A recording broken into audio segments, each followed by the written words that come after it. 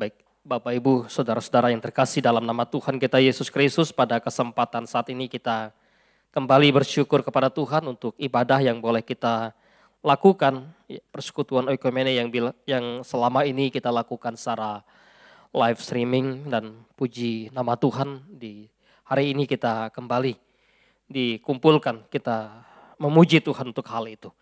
Mari kita mempersiapkan diri, membuka satu bagian kebenaran firman Tuhan. Saya ajak kita melihat dari Injil Lukas pasal yang ketiga. Injil Lukas pasal yang ketiga, kita melihat dari ayat yang ke-7 sampai ayat yang ke-14. Saya akan bacakan kebenaran firman Tuhan ini untuk kita. Lalu ia berkata kepada orang banyak yang datang kepadanya untuk dibaptis. Katanya, "Hai kamu keturunan ular beludak, siapakah yang mengatakan kepada kamu supaya kamu melarikan diri dari murka yang akan datang? Jadi hasilkanlah buah-buah yang sesuai dengan pertobatan. Dan janganlah berpikir dalam hatimu Abraham adalah bapa kami.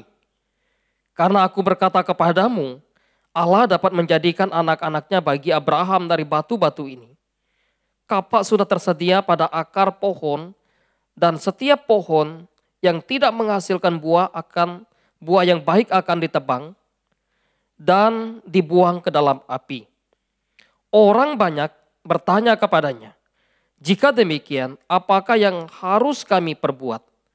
Jawabnya, "Barang siapa mempunyai 2 helai baju, hendaklah ia membaginya dengan yang tidak punya. Barang siapa mempunyai makanan, hendaklah ia berbuat juga demikian." Ada datang juga pemungut cukai untuk dibaptis, dan mereka bertanya kepadanya, "Guru, apakah yang harus kami perbuat?" Jawabnya, "Jangan menagih lebih banyak daripada yang telah ditentukan bagimu." Dan prajurit-prajurit bertanya juga kepadanya, "Dan kami, apakah yang harus kami perbuat?" Jawab Yohanes kepada mereka, "Jangan merampas dan jangan memeras, dan cukupkanlah dirimu dengan gajimu." Kemudian kita melihat satu bagian dari tulisan Rasul Paulus kepada jemaat di Kolose pasal yang ketiga. Kolose pasal 3, ayat yang ke-17. Demikian firman Tuhan. "Dan segala sesuatu yang kamu lakukan dengan perkataan atau perbuatan, lakukanlah semuanya itu dalam nama Tuhan Yesus, sambil mengucap syukur oleh Dia kepada Allah Bapa kita."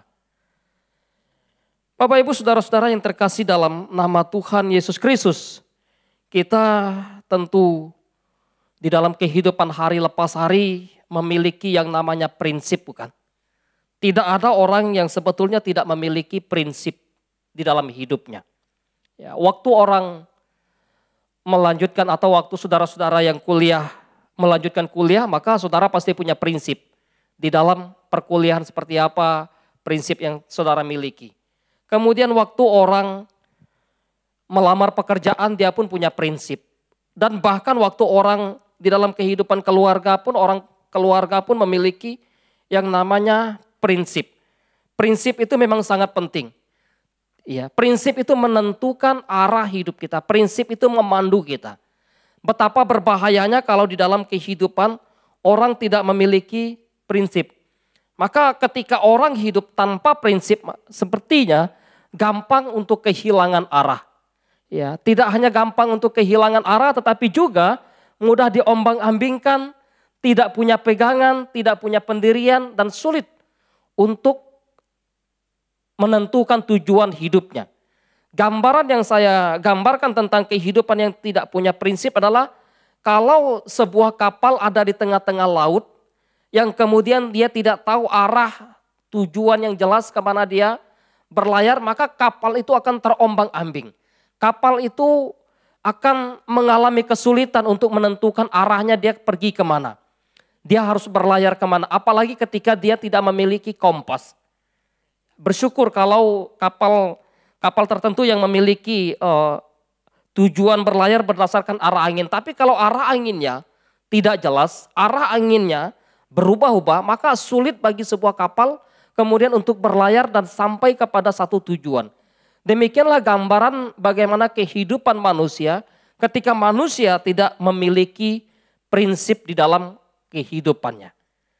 Orang yang punya prinsip, orang kemudian akan berjalan di dalam prinsip yang dia miliki itu.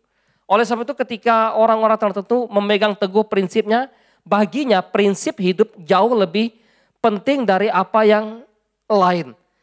Ya, bagi orang-orang tertentu barangkali prinsip itu jauh lebih penting daripada uang yang dia punyai. Prinsip itu lebih penting daripada gelar yang dia dapatkan. Prinsip itu jauh lebih penting dari makanan yang sekedar dia makan.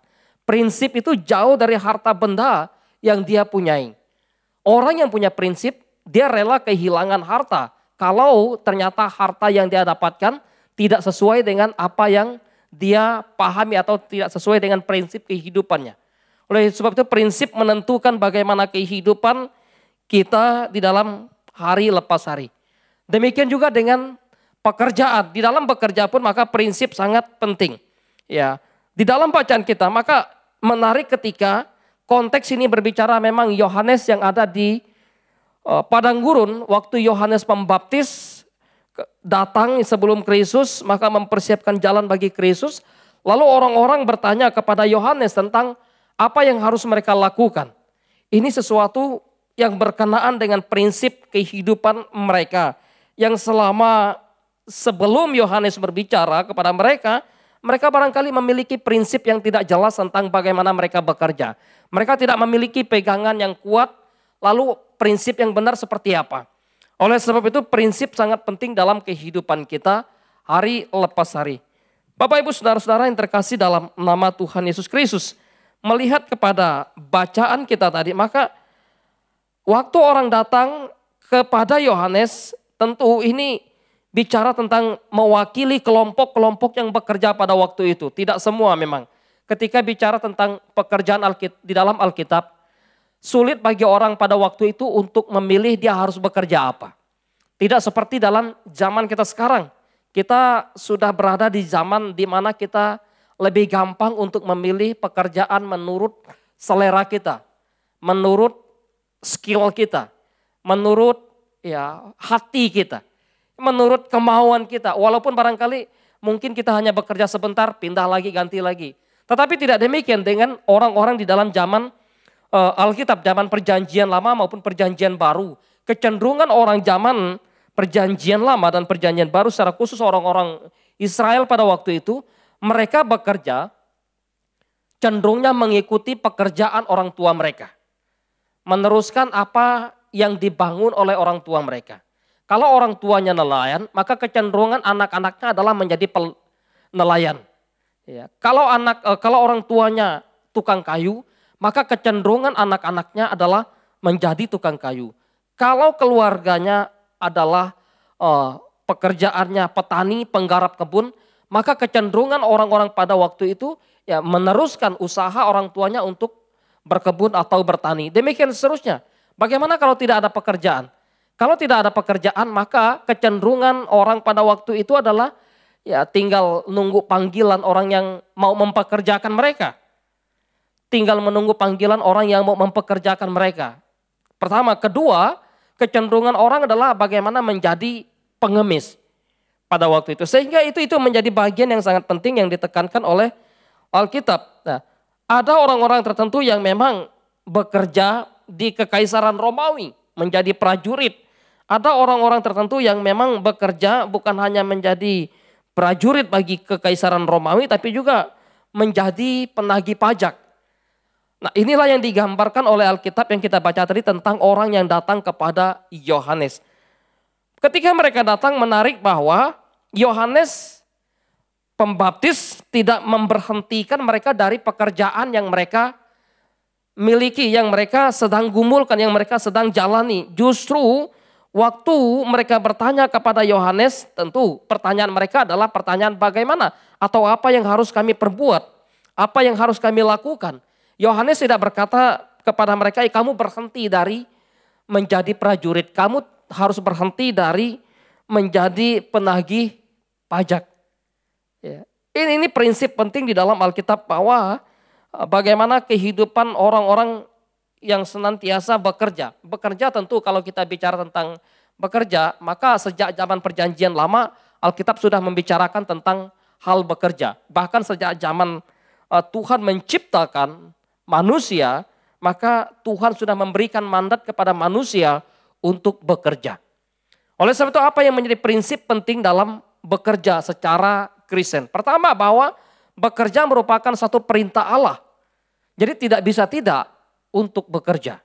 Selagi bisa, selagi mampu, selagi masih ada tenaga, orang percaya harus bekerja. Karena bekerja itulah bagian dari bagaimana orang percaya merealisasikan, mengaktualisasikan mandat yang Allah berikan kepada manusia. Ketika manusia diciptakan, Adam dan Hawa diciptakan disuruh menata taman. Ya, waktu Tuhan menempatkan mereka dalam taman, ya usahakanlah taman itu.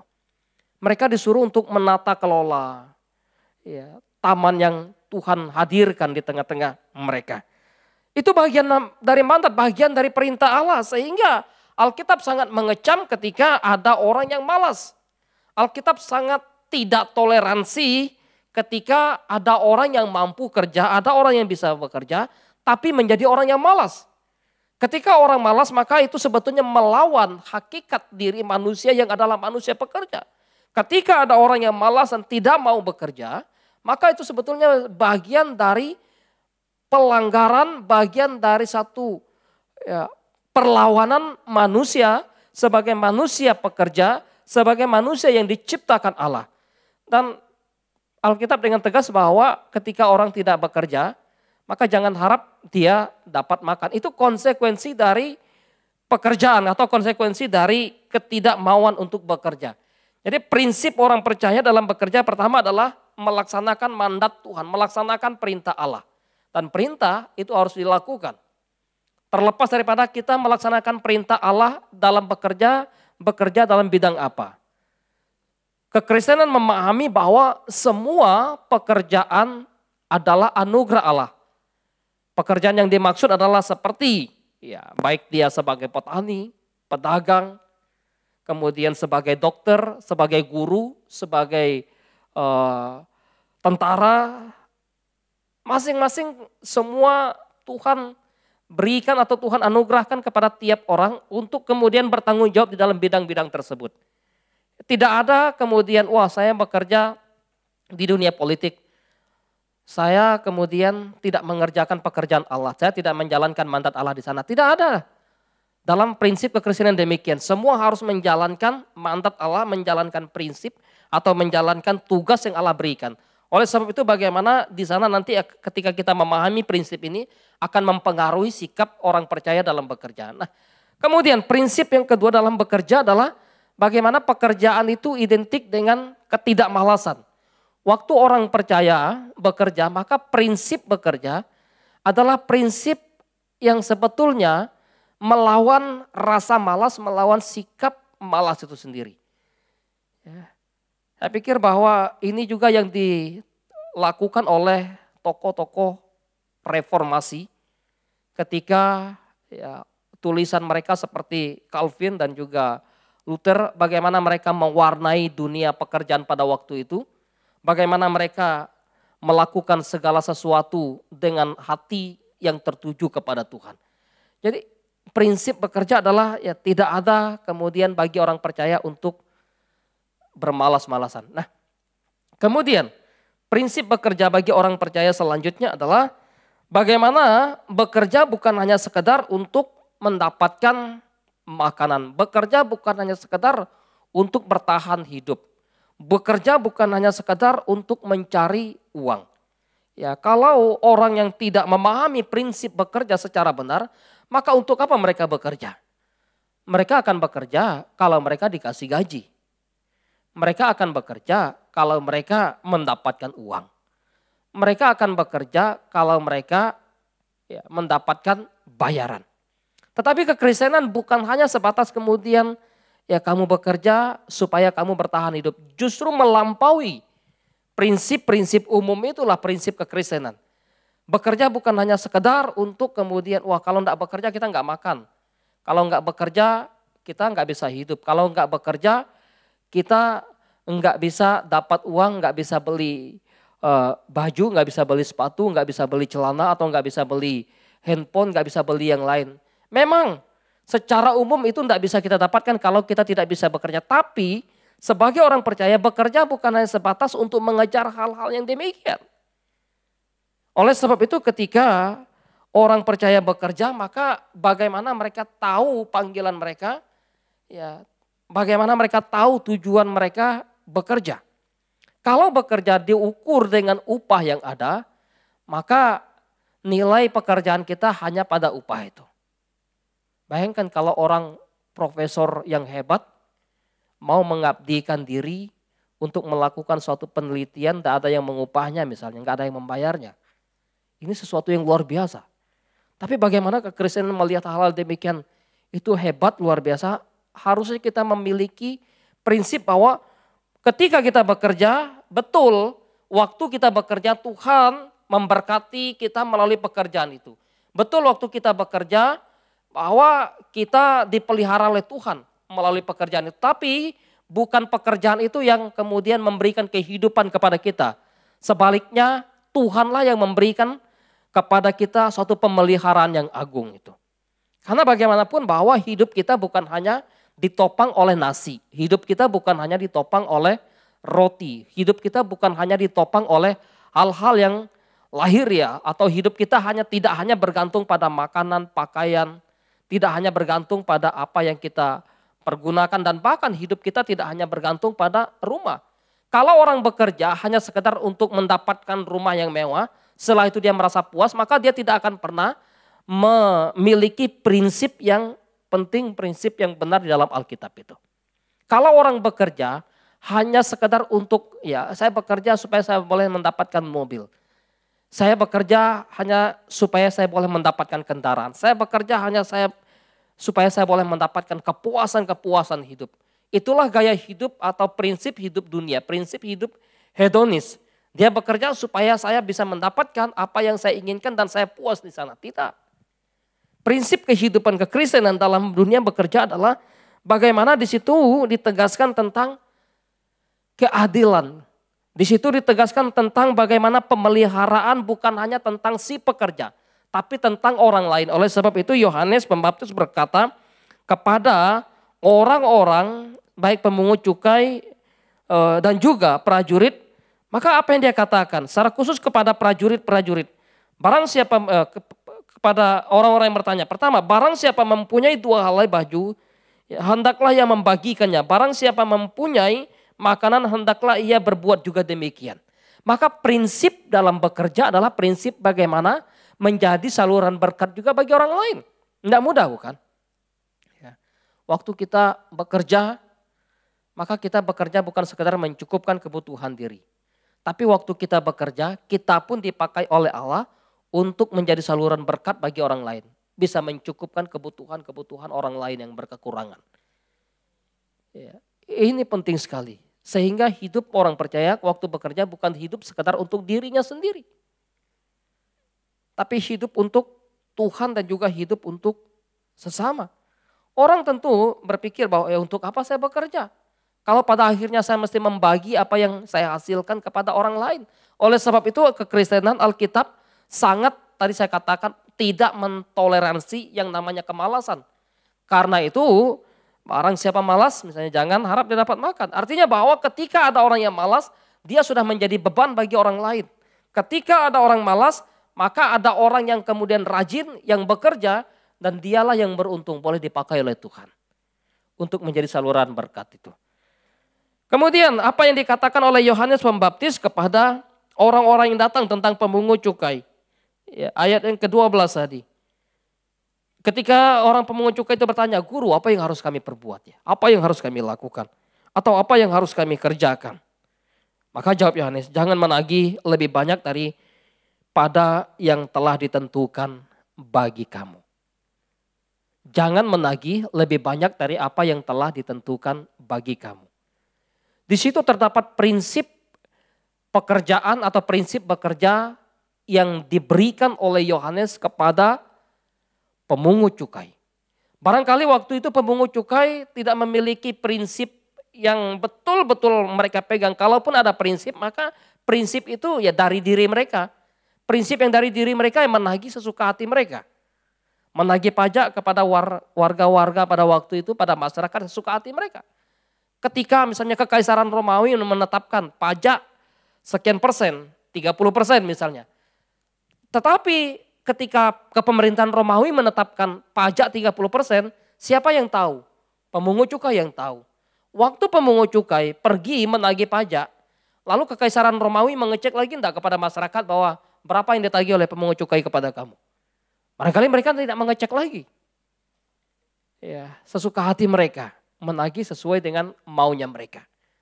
Itulah prinsip-prinsip yang sebetulnya dimiliki oleh orang-orang penagih pajak pada waktu itu. Sehingga waktu mereka datang kepada Yohanes, Yohanes Pembaptis selalu memberikan suatu prinsip bagi mereka. Waktu kamu tagih pajak, maka kamu tagih pajak harus sesuai dengan apa yang ditentukan. Tidak boleh lebih dan juga tentunya ada standarnya. Barangkali kalau ekonominya rendah, ya tagihnya kecil. Ini penting untuk menjadi prinsip hidup dalam bekerja secara khusus orang percaya. Nah, oleh sebab itu nanti prinsip ini akan mempengaruhi sikap mereka dalam bekerja. Nah, kemudian prinsip yang selanjutnya adalah bukan saja sekedar untuk mencari makanan ketika Yesus mengajarkan kepada para muridnya, juga kita mendapatkan di dalam tulisan Injil Yohanes bahwa bekerjalah bukan hanya untuk makanan yang dapat membinasakan, tapi juga bekerja untuk makanan yang tidak dapat binasa. Itu bicara tentang bagaimana waktu orang bekerja, orang percaya bekerja, maka prinsipnya bukan hanya mengerjakan pekerjaan yang hanya bersifat sementara dalam pengertian ya udah kita bekerja, kita nilainya hanya fana kok. Tidak. Orang percaya ketika mereka bekerja, maka mereka orientasi pekerjaan mereka adalah orientasi pada kekekalan.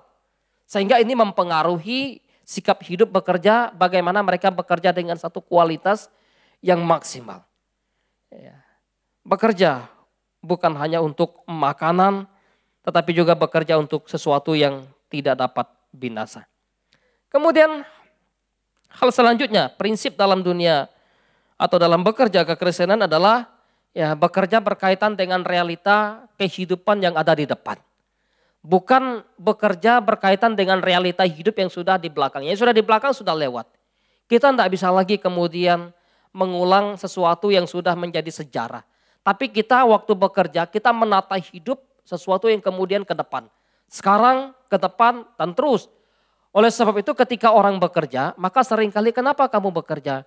Ya untuk mempersiapkan masa lampau yang lebih indah. Tidak. Waktu orang bekerja, maka orang akan berpikir dan berkata bahwa saya bekerja untuk mempersiapkan sesuatu yang berkenaan dengan kehidupan ke depan. Baik itu anak, cucu, generasi ke generasi. Nah, ketika bekerja berkaitan dengan realita hidup yang ada di depan, bukan saja berkaitan dengan realita yang kemudian mempersiapkan aset, bukan saja berkaitan dengan mempersiapkan deposito, tabungan dan sebagainya, tapi bekerja dalam prinsip kekristenan berkaitan dengan realita yang ada di depan kita adalah ketika ada di hadapan kita ada hal-hal yang tidak sesuai dengan kehendak Tuhan, yang tidak beres. Manusia jatuh ke dalam dosa, waktu manusia jatuh dalam dosa maka semua berantakan. Dunia hancur. Ya. Pekerjaan-pekerjaan manusia menjadi hancur. Orientasi manusia adalah dirinya. Orientasi manusia adalah uang. Orientasi manusia adalah harta benda dan sebagainya.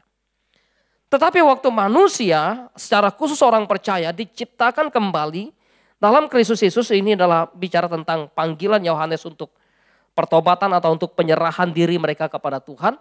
Maka waktu mereka bekerja, mereka harus menata hidup ke depan. Harus melihat suatu realita yang ada di depan mereka, ketidakberesan. Panggilan kehidupan, kekristenan dalam bekerja, prinsipnya adalah bagaimana membereskan sesuatu yang sudah tidak beres oleh karena kesalahan-kesalahan manusia yang berdosa itu. Ini tidak mudah.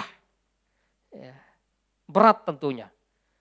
Ketika orang percaya dipanggil ke dalam salah satu instansi pemerintah, maka waktu kerajaan, misalnya waktu di kerajaan itu ada terjadi korupsi, waktu terjadi di dalam kerajaan terjadi nepotisme, waktu dalam kerajaan kekaisaran terjadi yang namanya suap menyuap, maka di situ ketika orang percaya dipanggil untuk hidup sebagai orang percaya di kerajaan tersebut, mereka harus membereskan itu. Harus memperbaiki tatanan kehidupan kepemerintahan dunia, kepemerintahan dalam kerajaan itu. Inilah prinsip hidup yang penting dalam kehidupan dunia kerja orang percaya. Oleh sebab itu ketika Yohanes berkata kepada prajurit di dalam ayat 14, waktu prajurit bertanya kepada dia, maka Yohanes Pembaptis menjawab, jangan merampas dan jangan memeras, tetapi cukupkanlah dirimu dengan gaji yang ada tadi. Prajurit, ya, bagaimana mereka menata hidup mereka, bagaimana mereka kemudian tidak menjadi orang yang berkompromi, lalu memeras, menindas, dan bahkan dengan sikap kejam merampas apa yang menjadi bukan hak mereka. Maka prinsip dunia kerja, prinsip kekristenan dalam bekerja adalah bagaimana mereka memperbaiki tatanan kehidupan yang sudah rusak. Dan jelas itu tugas manusia. Maka di dalam perjanjian lama, dalam Kejadian, Adam dan Hawa disuruh menata. Menata, mengelola, bukan menghancurkan, bukan membuat tambah rusak. Kalau ada orang kemudian datang di satu pekerjaan, dia adalah kemudian seorang Kristen, ya, waktu sudah teratur, semua sudah bagus, sudah rapi, maka datang kemudian orang yang mengobrak-abrik, orang yang merusak. Ini sesuatu yang bisa dipertanyakan. Harusnya menata kembali. Menata untuk tetap menjadi rapi. Menata untuk bahkan lebih rapi lagi, lebih tertata lagi. Lebih baik lagi. Inilah sebetulnya panggilan hidup orang percaya.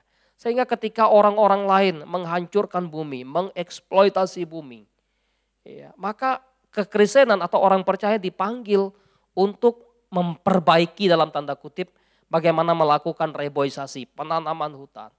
Bagaimana kemudian bekerja dengan cara ya, tepat yang benar. Ini penting bahwa supaya kita tidak salah dalam memahami panggilan kita sebagai manusia pekerja sekaligus juga yang manusia yang sudah ditebus oleh Kristus berada di tengah-tengah dunia ini. Saya pikir bahwa panggilan kita ini tidak mudah untuk memperbaiki dunia yang sudah hancur, dunia yang sudah rusak. Oleh banyak orang, oleh karena kejahatan, ya, oleh karena dosa, oleh karena keserakahan, oleh karena ambisi pribadi dan sebagainya. Tetapi bagaimana kehidupan kita sebagai umat Tuhan kita dipanggil untuk memperbaiki, mengatur, menata kelola segala sesuatu yang sudah rusak itu. Ya, jadi panggilan atau prinsip hidup kekristenan dalam dunia kerja adalah bekerja selalu berkaitan dengan realitas yang ada di depan kita. Orang percaya waktu dia melihat sesuatu yang tidak beres di hadapannya, harusnya dia merasa terpanggil untuk memperbaiki supaya beres. Waktu tidak rapi, dia mestinya terpanggil untuk merapikan. Tidak boleh acuh tak acuh. Kalau orang misalnya hal-hal sepele, kalau orang-orang buang sampah sembarangan, harusnya orang percaya tidak membuang sampah sembarangan. Kalau orang-orang tertentu misalnya di perjalanan melakukan hal-hal yang tidak benar sesuka hati, maka orang percaya harusnya bagaimana tidak meniru, tidak melakukan hal itu. Jadi bagaimana kehidupan orang pekerja atau prinsip pekerjaan kekristenan bagaimana menunjukkan satu disiplin, sesuatu yang rapi itu. Nah, sesuatu yang berkenaan dengan kehidupan yang ada di depan kita. Jadi tidak ada sebetulnya bagi hidup kita untuk tidak dipanggil oleh Tuhan secara khusus orang percaya untuk tidak melihat realita-realita yang ada di depan kita. Lihatlah. Ya. Jangan sampai kemudian kehadiran orang Kristen justru menghancurkan bumi, menghancurkan keluarga, menghancurkan rumah, menghancurkan, ya membuat tata kota menjadi hancur dan sebagainya. Tidak bisa. Jadi oleh sebab itu ketika kita sebagai orang percaya, sebagai anak-anak Tuhan begitu kita bangun tidur, kita Yang pertama bahwa bagaimana kita merapikan segala sesuatu yang perlu dirapikan. Ya, dari barangkali mungkin dari tempat tidur kita, dari kamar kita, ya dari jadwal piket kita, dari jadwal pekerjaan kita hari ini, teratur apa segala. Ini penting. Jadi melihat sesuatu realita yang ada di depan kita. Kalau sesuatu beres, sesuatu rapi, sesuatu berjalan bagus, maka indah. Itulah realita hidup, realita bekerja itu. Bagaimana Tuhan sangat sistematis, sangat teratur dan sangat rapi dalam menciptakan segala sesuatu yang ada. Nah, Bapak Ibu Saudara yang dikasihi oleh Tuhan, kemampuan untuk memahami prinsip kerja ini akan mempengaruhi bagaimana sikap dalam bekerja. Bagaimana sikap dalam bekerja? Jelas bahwa sikap dalam bekerja, pertama bahwa orang bekerja mesti menjadi orang yang loyalitas, memiliki satu loyalitas yang tinggi, kesetiaan, ya, tetapi juga punya totalitas di dalam mengerjakan pekerjaan. Itulah yang kemudian tadi kita baca di dalam tulisan Paulus kepada orang-orang di Kolose. Ketika ia mengatakan kepada para hambanya atau kepada para hamba-hamba yang bekerja pada tuan mereka pada waktu itu, bagaimana mereka harus bekerja. Kesetiaan. Pertanyaan adalah siapa tuan kita ketika kita bekerja?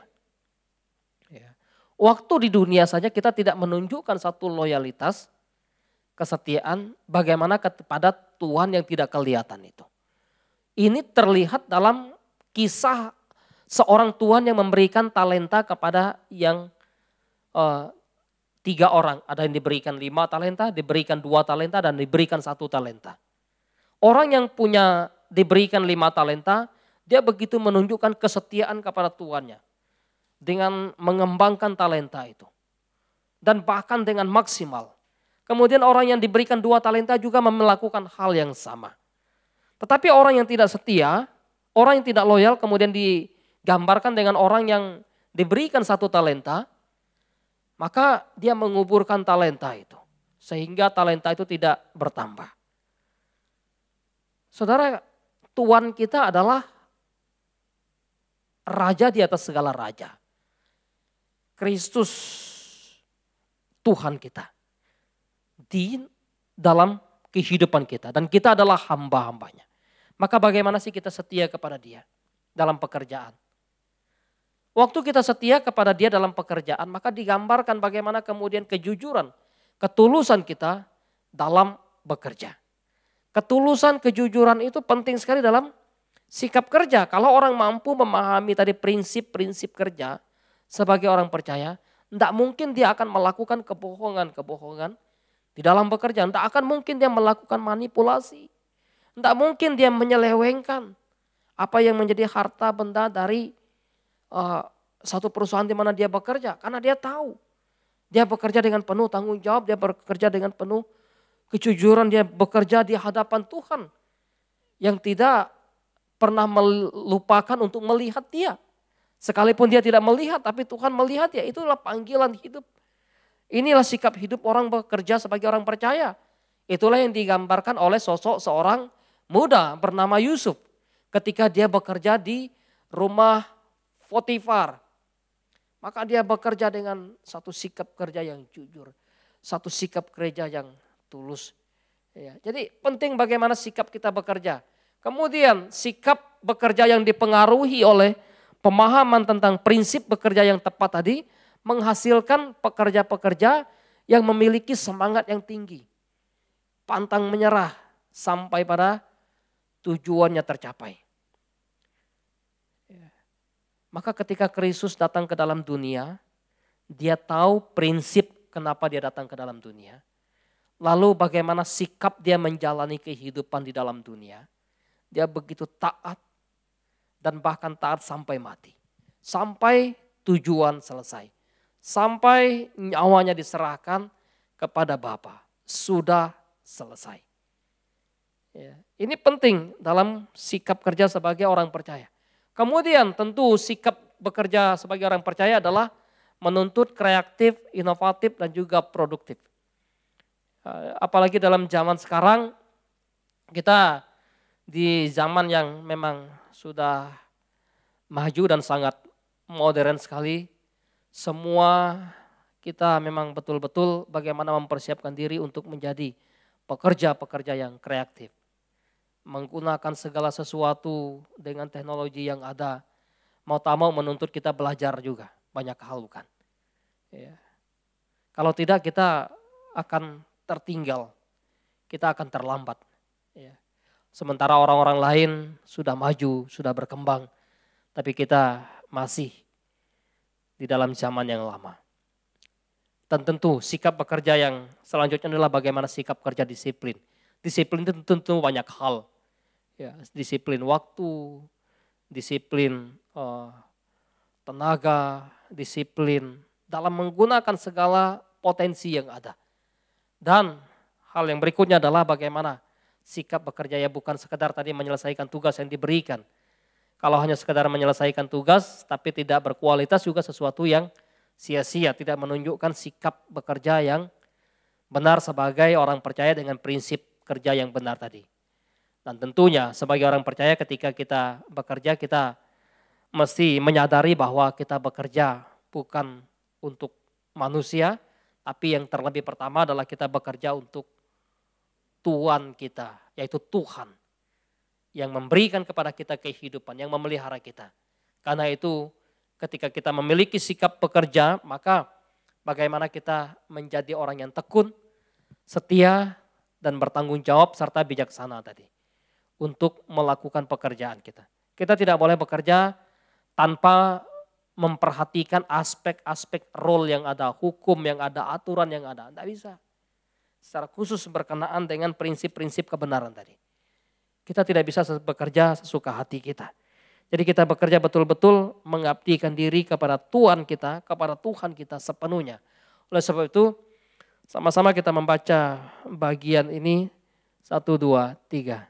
Dan segala sesuatu yang kamu lakukan dengan perkataan atau perbuatan, lakukanlah semuanya itu dalam nama Tuhan Yesus sambil mengucap syukur oleh Dia kepada Allah Bapa kita. Inilah tujuan kita. Inilah harapan kita, inilah goal kita di dalam kita bekerja. Kita bekerja, kita memuliakan Tuhan. Dimanapun Tuhan tempatkan kita, di posisi apapun, dalam bidang apapun, ingat bahwa kita bekerja, kita mau melakukan yang terbaik untuk Tuhan. Prinsipnya penting sekali. Bukan hanya untuk diri, tapi juga bagi sesama. Perhatikan keadilan, perhatikan kesejahteraan. Maka tadi dikatakan bahwa jangan menagih lebih banyak. Berikan kalau kamu punya pakaian, berikan juga kalau kamu punya makanan. Dan cukupkan dirimu dengan gajimu. Jadi tidak hidup dalam keserakahan. Tidak hidup dalam ketidakadilan. Penting, aspek kesejahteraan orang lain. Mengusahakan kesejahteraan kota di mana kamu ada, itu yang Tuhan perintahkan melalui Yeremia. Biarlah Tuhan menolong kita, Tuhan memimpin kita. Miliki prinsip yang tepat di dalam kita menjalani hidup. Baik waktu kita kerja, waktu kita ada di rumah tangga, waktu kita ada di studi kita, dan dimanapun kita hidup, pastikan bahwa prinsip kita dalam melakukan segala sesuatu adalah berlandaskan pada kebenaran Tuhan. Mari kita berdoa. Tuhan, kami mengucap syukur kepadamu pada saat ini. Atas kebenaran firman Tuhan yang terus mengajarkan kepada kami tentang bagaimana kami orang percaya hidup di tengah-tengah dunia bekerja. Kami tahu sesuatu yang tidak mudah, sesuatu yang berat tentunya bagi kami. Tetapi kami percaya, kami yakin bahwa ada pertolongan Tuhan bagi kami. Yang menopang, yang menguatkan, yang meneguhkan kami. Supaya kami betul-betul menjadi pekerja Kristus yang memuliakan nama Tuhan. Yang menjadi terang di tengah-tengah dunia ini. Sehingga dunia tahu, dunia mengenal siapa Kristus yang kami sembah. Siapa Kristus yang memberikan prinsip kehidupan, prinsip pekerjaan, dan prinsip bagi kami menjalani seluruh aktivitas di tengah-tengah dunia ini. Terima kasih untuk kebenaran firman-Mu. Kami berdoa, kami mengucap syukur hanya dalam nama Tuhan Yesus Kristus. Amin.